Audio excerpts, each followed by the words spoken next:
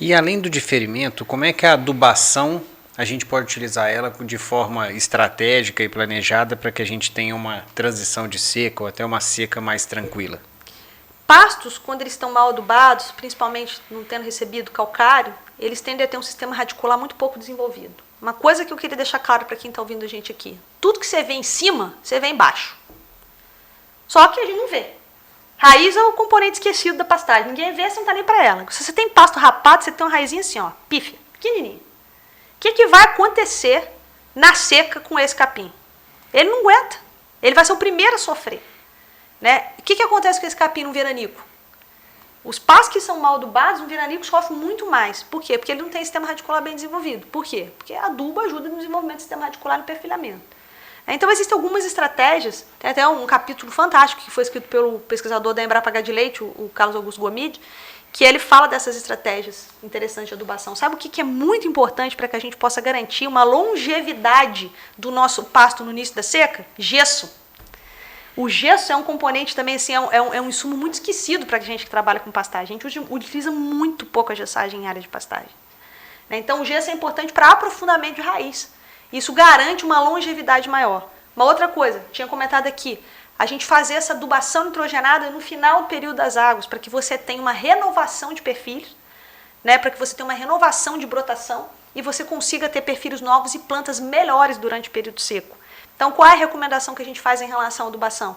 Faz o rebaixamento do pasto, tá, para a gente fazer uma adubação de cobertura, então você aumenta um pouco a lotação. Isso não vai ser difícil ser feito, porque você já vai estar no período de transição, a sua lotação já está apertando o pasto, deixa ele um pouquinho mais baixo, tira esses animais, né, faz uma adubação, e aí fecha se você quiser fazer o diferimento. Se não, você deixa aberto. Tá? Então, a adubação, o gesso, a calagem, são imprescindíveis para que a gente consiga esticar um pouco o uso do nosso pasto. E além disso, Samuel, só completando aqui, uma coisa importantíssima é você ter diversidade de plantas forrageiras dentro da fazenda.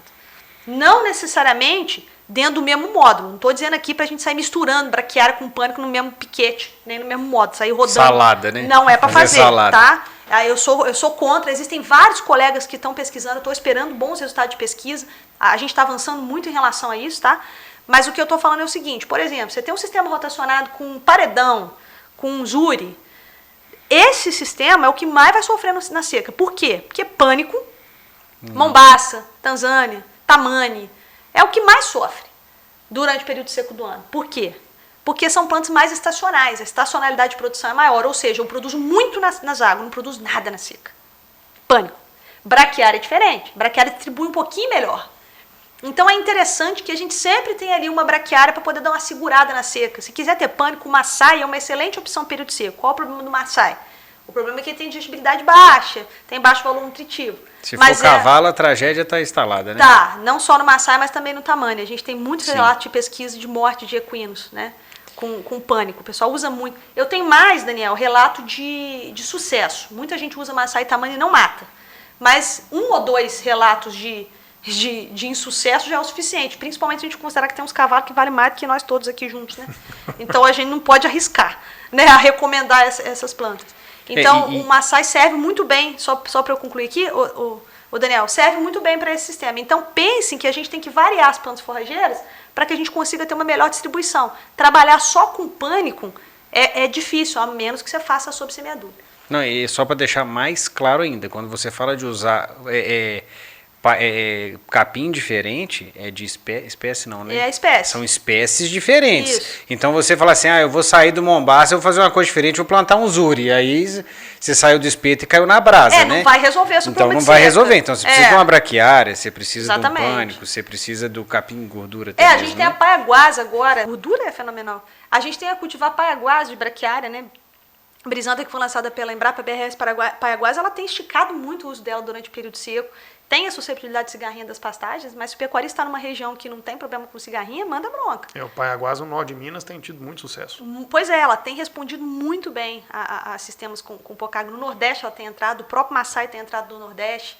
Né? Então a gente tem algumas opções forrageiras, né, que ajudam muito a gente a entrar um pouco melhor para a seca. É claro que se eu chegar lá no final, né, você já vai estar bem judiado e aí a sua lotação tem que diminuir. Né? Então você pode diminuir o consumo desses animais do pasto. Né? Então você tem outras estratégias que você pode fazer suplementação volumosa, uma cana, alguma coisa que você vai colocar ali no coxo. Né? Então tudo tem que estar no planejamento. Quando você conhece sua fazenda, você consegue mexer na sua lotação. Às vezes sem venda de animal. Deixa eu só voltar um pouquinho aqui no gesso, porque o nitrogenado, a cobertura para fazer mais folha, aumentar perfil, a gente faz, é interessante no finalzinho das águas, para você fazer esse diferimento escalonado principalmente, né? Agora o gesso, qual que seria o momento interessante de eu utilizar gesso na fazenda? O gesso ele vai entrar no começo das águas. Tá? Você pode fazer a gessagem a qualquer tempo que ela vai trabalhar, porque o gesso, ao contrário do calcário, ele tem uma boa mobilidade no solo. Né? O calcário tem baixíssima mobilidade, mas o gesso ele se move muito bem, então ele vai fazer aquele efeito e vai trabalhar ali a longo prazo. Uhum. Lembrando que ele tem enxofre, né? E é um macronutriente que a gente normalmente esquece, negligencia, né? Exatamente. Enxofre, até mais que o potássio. O potássio é outro nutriente também que a gente negligencia muito. Uhum. Né? É difícil você ver alguma preocupação com o potássio. Né? Até fazendo um parênteses aqui, né? Quando a gente tem percebido muito ataque de fungos, né? Em pastos, né? Eu costumo dizer em lavouras, né? De Mombaça, lavouras de Zuri, tem aparecido fungo. O tal fungo lá que dizimou o Tanzânia, né? Que a gente nem tem mais semente de Tanzânia para vender porque o fungo acabou. Então, muitas das vezes, isso é um problema da relação que existe entre o nitrogênio e o potássio. A relação nitrogênio e potássio é interessante, porque o que o pecuarista faz, principalmente em sistemas rotacionados, Leandro?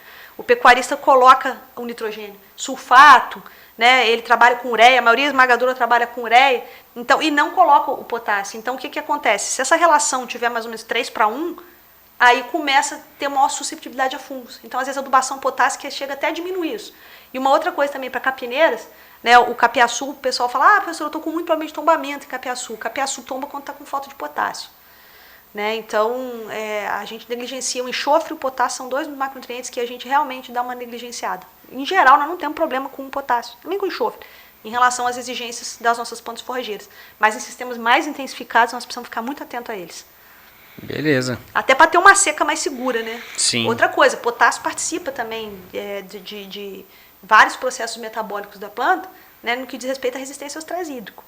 Né? Então, também é importante a gente fazer essa avaliação do potássio.